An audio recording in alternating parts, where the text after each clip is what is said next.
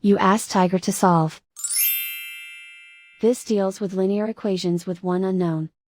The final result is x equals 60. Let's solve it step by step.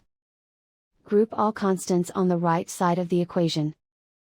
Add 6 to both sides. Simplify the arithmetic.